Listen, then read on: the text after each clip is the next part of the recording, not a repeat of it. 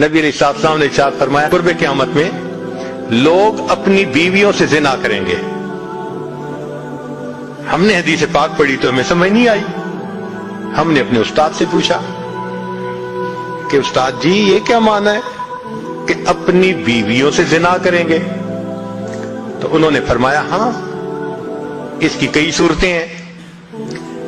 ایک صورت تو اس کی یہ ہے کہ مرد یا عورت کوئی کفریہ بول دے اور نکاح ٹوٹ جائے اور ان کو اس کا پتہ ہی نہیں کہ نکاح ٹوٹا یا نہیں.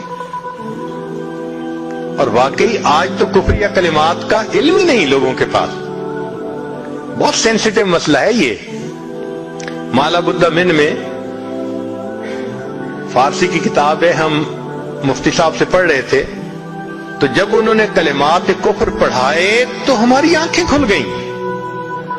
اس میں حضرت مفتی کفایت اللہ رحمۃ اللہ علیہ نے لکھا ہے, مفتی قاضی ثناء اللہ پانی پتی رحمۃ اللہ علیہ نے لکھا ہے کہ اگر دو بندے گفتگو کر رہے تھے, ایک نے کہا کہ یہ تو شریعت کی بات ہے اور اگلے نے جواب دیا رکھ پرے شریعت کو فقد کفر, وہ آدمی کافر ہو گیا. شریعت کے بارے میں ایسی بات کہہ دینا کہ رکھ پرے شریعت کو, ایمان کہاں بچتا ہے؟ سوچئے. تو ہمیں چاہیے کہ ہم علماء سے پوچھیں کہ بھئی کلمات کفر کون کون سے ہیں. یہ نہ ہو کہ کہیں ایسے جملے ہم بولیں. کئی جملے تو بہت کامن ہیں. مثلا علماء نے لکھا ہے کہ کسی نے کہا کہ کہاں رہتے ہو؟ دوسرے نے کہا فلاں جگہ رہتا ہوں. او خدا دے پچھاوڑے, خدا کے پچھاوڑے یعنی خدا کے پیچھے رہتے ہو, فقط کفر, ایسا بندہ کہنے والا کافر ہو جاتا ہے. تو ان کا علم حاصل کرنا ضروری کہ کہیں ہم تو اپنی گفتگو میں کوئی ایسی بات نہیں کہہ جاتے, اور اگر نکاح ٹوٹ گیا تو پھر اپنے ذہن میں میاں بیوی رہ رہے ہیں اور زنا کا گناہ لکھا جا رہا ہے. تو فرمایا کہ مرد قرب قیامت میں اپنی بیویوں سے زنا کریں گے. ایک صورت تو یہ ہے, یہ کفریہ کلمہ بیوی بولے تو بھی نکاح ٹوٹا, خامد بولے تو بھی نکاح ٹوٹا. اور دوسری صورت ایک دوسرے کے ساتھ آرگومنٹس, اور یہ تو ہر گھر کی آج بات نظر آتی ہے. جس گھر میں دیکھو الا ماشاء اللہ وہی حال ہے. جب شادی ہوئی میں بولتا تھا, بیوی سنتی تھی. اس نے کہا پھر, کہتے پھر بچے ہو گئے, پھر بیوی بولتی تھی میں سنتا تھا. اس نے کہا پھر, کہتے پھر ہم دونوں بوڑھے ہو گئے, ہم دونوں بولتے تھے محلے والے سنتے تھے. تو بڑھاپے میں آرگومنٹس اور زیادہ. اب ان آرگومنٹس میں ہوتا کیا ہے کہ مرد کی زبان سے کنائے میں طلاق نکل جاتی ہے. کنایا کہتے ہیں کہ لفظ تو طلاق کا نہیں بولا لیکن بات ایسی کر دی کہ جس کا مفہوم طلاق والا ہوتا ہے, اس کو کنائے میں طلاق کہتے ہیں. اب یہ گناہ بہت زیادہ ہے کہ غصے میں کہہ دیتے ہیں چلی جا, مجھے تیری کوئی ضرورت نہیں آج کے بعد. اس قسم کے الفاظ کہ جس کا نتیجہ یہ نکلے کہ تم میری بیوی نہیں ہے, اس کو کنایا کہتے ہیں. اب اس کے مسئلے بھی سیکھنے چاہیے. بھئی نکاح کیا ہے تو کیسے ٹوٹ سکتا ہے, یہ مسئلے بھی تو آنے چاہیے نا. یہ کہاں لکھا ہوا ہے کہ آپ ٹیکس کے سب مسائل جانتے ہیں, بزنس کے سب کوڈز جانتے ہیں, فلاں کا سب نالج آپ نے حاصل کیا ہوا ہے, اور ایک مومن نکاح کر لیتا ہے اور اس کو نکاح طلاق کا پتہ ہی نہیں ہوتا. یہ کہاں کا انصاف ہے؟ شریعت کہتی ہے علم حاصل کرو. ایسا نہ ہو کہ کنائے میں طلاق ہو جائے, ہمیں پتہ بھی نہ ہو اور میاں بیوی مل کے رہ رہے.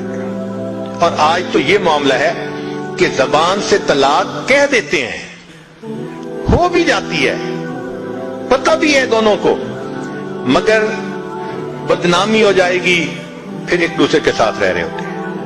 چنانچہ ہمیں ایسے لوگ ملے, 5 وقت کا نمازی, تہجد پڑھنے والا, سب نیکی کرنے والا, خود اس نے مجھے کہا کہ آج سے 8 سال پہلے میں نے اپنی بیوی کو طلاق دے دی تھی غصے میں. ویسے میں نے غصے میں دی تھی. میں نے کہا کبھی کسی نے بیوی کو خوش ہو کے طلاق دی؟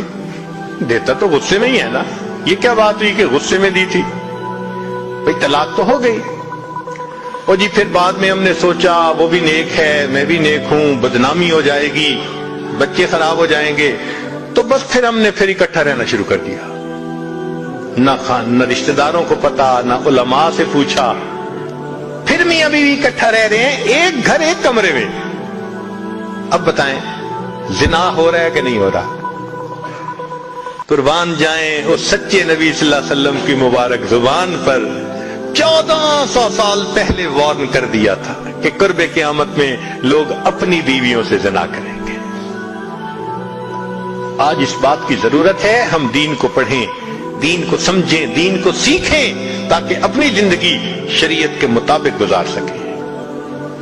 اور یہ ایسا گناہ ہے زنا, اللہ اکبر, کہ قرآن مجید میں اس کے لیے فرمایا خالدین وَيَخْلُدُ فِيهِ مُهَانًا, خالدین فیہا کا لفظ آیا.